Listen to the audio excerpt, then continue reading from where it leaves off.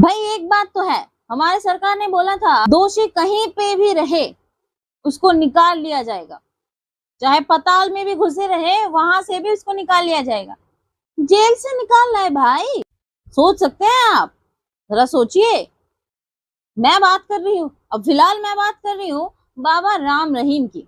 अब ये राम रहीम एक कन्विक्टेड है और इनको जेल से निकाल लाने के लिए मोदी जी ने कानून ही बदल दिया। अब इतने बड़े क्रिमिनल होने के बाद भी आधे साल तो ये जेल के बाहर ही रहते हैं, इनको बार बार बेल मिलती रहती है, महीनों महीनों तक ये बेल पे जेल के बाहर रहते हैं। अब आप सोच रहे होंगे कि ऐसा कैसे पॉसिबल है, तो चलिए बताते हैं। दरअसल the Haryana good conduct prisoners temporary relief act 1988 के तहत स्टेट गवर्नमेंट यानी हरियाणा के बीजेपी सरकार इसको छोड़ दे रही है।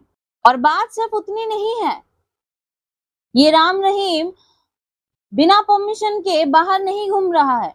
The Haryana good conduct prisoners temporary relief act 2022 के तहत ये बाबा जी बाहर घूम रहे हैं, पर 2022 के एक्ट के हिसाब से भी ये एक हार्डकोर क्रिमिनल ही है। तो मामला क्या है?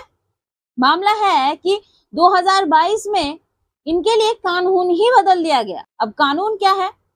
अब इस 2022 में बदले हुए एक्ट के तहत एक हार्डकोर क्रिमिनल को भी साल के 10 हफ्ते बेल मिल सकती है अगर उस क्रिमिनल को जेल में 3 साल हो गया हो तो। और मजे की बात यह है कि इस छुट्टी के लिए कोई स्पेसिफिक कारण नहीं चाहिए और कोर्ट की कोई परमिशन भी नहीं चाहिए। और यही कारण है कि राम रहीम को बेल 2022 के बाद ही मिलना शुरू हुई, वो भी इलेक्शंस के ठीक पहले। अब देश में कानून क्रिमिनल्स के हिसाब से बनाया जा रहा है, इस देश की हालत समझ ही सकते हैं।